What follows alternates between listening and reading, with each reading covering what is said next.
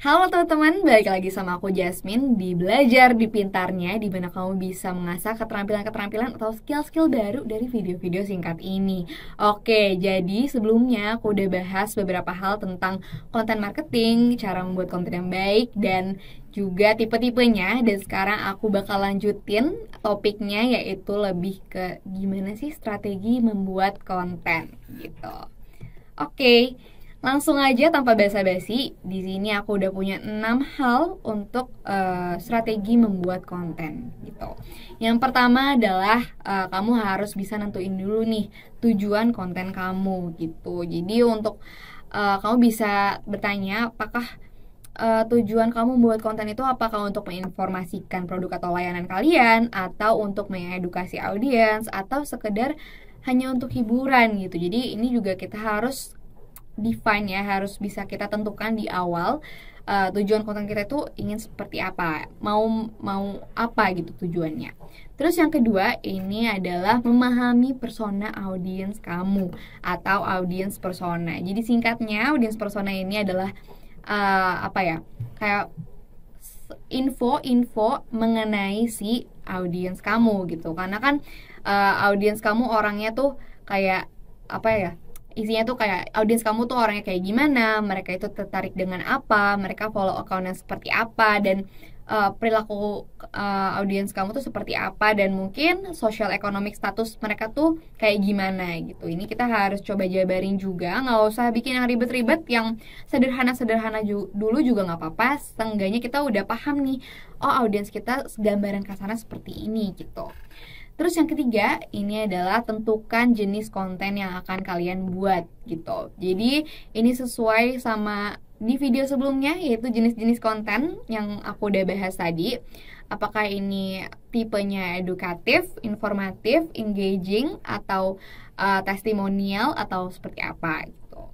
Lalu yang keempat, ini adalah buat kalender konten. Nah ini penting banget untuk selalu ada kalender konten, biar kamu bisa memvisualisasikan kapan-kapan aja kamu harus membuat konsep, membuat briefnya, membuat desainnya, atau kita ngebrief graphic designernya, dan pada akhirnya bisa diposting gitu. Dan mungkin ada revisi-revisi yang perlu diperlukan gitu. Dan biasanya ini idealnya dibikin di setiap awal bulan sih kalau aku gitu. Jadi mungkin ada sedikit tips juga dari aku tuh biasanya bikin per minggu, karena kita mau lihat dulu nih dan mengevaluasi konten-konten yang udah dibuat dalam minggu itu. Walaupun ini aku juga bikin planning dalam di bulan awal, seenggaknya kayak planning kasar, tapi setiap minggunya ini bisa aja kita adjust nih teman-teman. Konten-konten yang udah bulanan kita bikin ini bisa kita adjust tergantung mungkin ada isu-isu menarik yang bisa kita jadiin konten, atau mungkin ada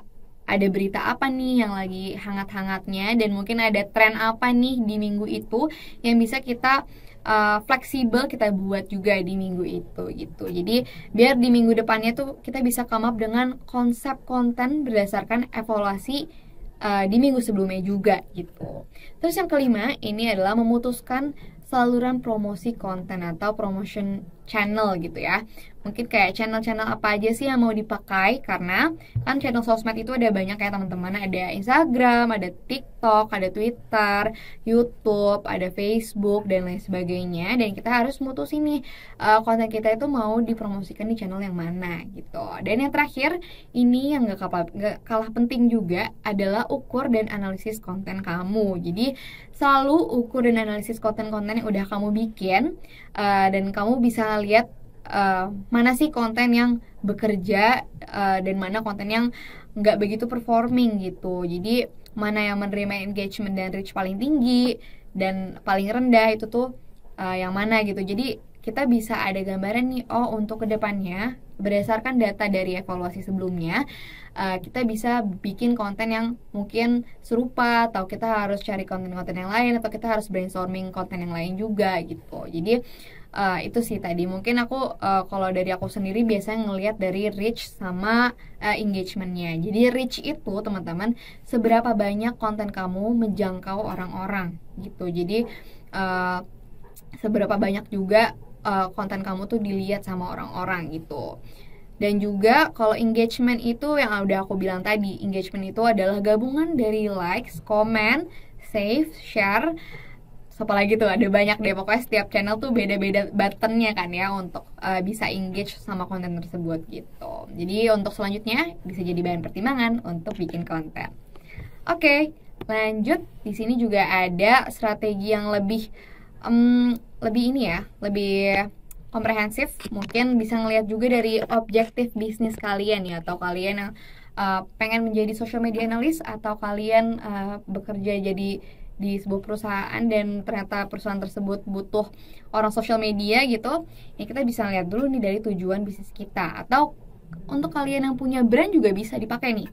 Jadi mungkin objektifnya kita harus tentuin dulu kalian tuh mau menumbuhkan brand atau mengubah pelanggan menjadi partisipan, atau conversion tadi ya, konversi, atau mendorong prospek dan penjualan, atau meningkatkan retensi pelanggan. Nah, kalau kalian udah punya objektifnya apa, kita bisa punya tujuan sosial media. Tadi kan ada tujuan bisnis nih. Nah, sekarang kita kaitin dengan tujuan sosial medianya, karena setiap objektif itu beda-beda tujuan juga. Kalau kalian emang misalnya objektif kalian untuk menumbuhkan brand kalian ya, untuk dikenal sama orang-orang banyak gitu kan. Jadi tujuan sosial medianya adalah awareness gitu. Dan metrik atau apa ya, lebih ke apa ya, matriks ya guys sebutannya. Itu matriks yang dipakai itu apa? Yang bisa kita lihat nih dari data insight dari social media, itu bisa followers, bisa shares, atau reach, atau juga impression gitu ya kalau misalkan awareness. Dan ini ada banyak juga engagement, conversion, sama consumer, bisa dilihat metriknya dan disamakan gitu masing-masing. Oke, lanjut. Nah, gimana sih cara agar konten kita viral gitu? Ini mungkin dari ada beberapa kalian yang bertanya juga, kenapa sih ada konten yang viral, kenapa ada yang enggak gitu, dan gimana caranya biar konten kita bisa viral terus gitu. Nah, sebetulnya hanya algoritma dan Tuhan yang tahu. Ini serius deh, karena konten viral itu sebenarnya adalah gabungan dari dua hal ini, yaitu strategi yang baik dan juga faktor luck, yaitu faktor yang terpenting. Karena biasanya konten yang udah kita plan untuk viral itu biasanya malah nggak viral nih, berdasarkan pengalaman pribadi ya. Tapi konten yang menurut kita biasa aja, kadang-kadang tiba-tiba bisa aja tuh meledak, karena seenggak ketebak itu buat bisa dapat si viralitas tersebut gitu. Nah, di Pintarnya sendiri ini ada 3 konten teratas yang berhasil FYP di TikTok dan viral. Ini kalau aku jelasin versi Instagram juga sebenarnya agak ada beberapa juga yang bisa kalian cek, cuman ini aku akan fokus ke TikTok dulu. Jadi di sini yang pertama itu ada Tebak Jingle Ikan. Nih berhasil mendapat total 2,6 juta views atau 2,6 juta penonton. Bahkan waktu itu mendapat 1 juta views dalam 3 hari, teman-teman. Jadi sepowerful itu kan, padahal di awal kita juga nggak nebak nih ini bakalan booming atau enggak nih si konten ini gitu. Cuman ya itu tadi, ini mungkin alasan utamanya juga adalah konten ini tuh konten yang engaging gitu, karena orang-orang biasanya audiens itu datang ke TikTok adalah mereka antara 2 hal, yaitu pertama untuk mendapatkan edukasi, yang kedua adalah untuk mendapatkan hiburan. Nah, salah satu yang konten kita bikin ini adalah masuk ke tujuan audiens TikTok, yaitu untuk mendapatkan hiburan gitu. Terus yang kedua, ini kita ada konten spill gaji dari Mixu atau Mishwe ya bacanya, aku juga bingung. Jadi ini berhasil mendapatkan 392.400 views gitu, dengan engagement yang cukup tinggi juga, 15 ribuan kalau nggak salah. Cuman mungkin sekarang udah meningkat ya teman-teman, seiring berjalan waktu pastinya views dan engagement juga akan semakin meningkat gitu. Jadi ini juga agak konten yang sebenarnya lumayan agak nyeleneh, karena kita menanyakan gaji seseorang gitu. Cuman ini kalau nggak salah orangnya nggak menuturkan gajinya secara detail, cuman ini berhasil mengundang engagement orang-orang di komennya ini pada kayak wah kayaknya nggak segitu deh gaji di Mixu. Terus kayak ada yang bilang, oh Mixu di lokasi ini tuh nggak segitu, Mixu di lokasi ini tuh lebih tinggi lah, dan lain sebagainya. Jadi kita juga harus bisa punya prediksi gitu ya, pas kita lagi plan nih bikin konten, apakah konten ini bakal mengundang komen atau likes dari orang-orang, apakah orang-orang akan ngomongin konten ini atau enggak. Itu biasanya di awal kita bikin konten tuh harus ada prediksi-prediksi tersebut gitu biasanya. Terus yang ketiga, ini keuntungan kerja di perusahaan besar gitu kan. Jadi lebih ngomongin insentif-insentifnya, dan konten ini berhasil mendapatkan total 285.900 penonton dengan engagement kurang lebih 33.000 di saat itu gitu. Mungkin tadi sekarang seiring berjalannya waktu akan lebih meningkat. Jadi ini juga salah satu konten hiburan yang menarik juga nih, tapi informatif juga karena kita ngasih tahu kisaran-kisaran apa sih insentif apa aja yang bisa didapat kalau kamu bekerja di perusahaan ini gitu. Oke, di sini aku ada beberapa tips membuat konten. Jadi di sini yang pertama itu kamu bisa fokus di headline atau judul.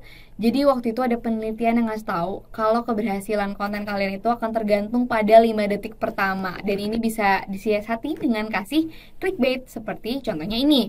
1. Bla bla bla versus bla bla bla. Manakah yang bla bla bla? Ini mungkin aku kasih contoh ya. 1. Mungkin karena pintarnya itu membahas tentang edukasi mengenai audiensnya itu pencari kerja, jadi mungkin aku bakal bikin konten misalkan CV kreatif versus CV ATS, manakah yang lebih baik gitu. Terus yang kedua juga ada nih template-nya nih, inilah yang tidak Anda ketahui tentang bla bla bla yang bisa bla bla bla gitu. Jadi mungkin aku nyontohinnya, inilah yang gak kamu ketahuin tentang kopi susu yang bisa membahayakan nyawa gitu misalnya contohnya ya teman-teman. Terus yang kedua ini adalah mempertimbangkan tren yang relevan dengan brand gitu. Nah ini kita bisa pertimbangkan tren tapi harus tetap relevan dengan brand kita gitu. Jadi nggak semua tren perlu diikuti. Jadi kita bisa buat sudut pandang baru. Kalau misalnya memang ada nih yang trending, coba deh kamu bikin tren itu dengan ditambah sudut pandang dari brand kamu sendiri gitu, untuk menciptakan point of view baru gitu. Terus yang ketiga ini ada buatlah konten dengan singkat dan to the point gitu. Jadi ini ada data juga kalau manusia tuh punya attention span atau rentang perhatian yang terbatas. Jadi buatlah konten yang emang mudah di-scan dari judul dengan poin-poin dan juga gambar yang mudah dipahami gitu. Dan yang keempat ini adalah yang gak kalah penting, konsisten dalam membuat konten. Semakin banyak bikin konten, semakin banyak bereksperimen, semakin besar juga nih kemungkinan salah satu konten kita bisa masuk FYP dan bisa viral gitu. Jadi sebenarnya algoritma dari TikTok dan Instagram tuh juga menilai keaktifan sebuah account gitu. Jadi semakin banyak kita post video, semakin besar juga kesempatan video tersebut bisa masuk ke halaman orang lain atau page orang lain gitu. Oke, mungkin segitu aja dari aku. Terima kasih udah nonton ini. Kamu tadi udah belajar mengenai strategi membuat konten, gimana konten kita viral, dan juga tips membuat konten. Semoga teman-teman bisa menerapkan nih strategi-strategi membuat konten yang baik, biar bisa bantu kamu yang mau jadi social media analyst atau punya brand sendiri mungkin, biar sosmednya bisa jadi lebih baik lagi ke depannya. Oke, makasih teman-teman.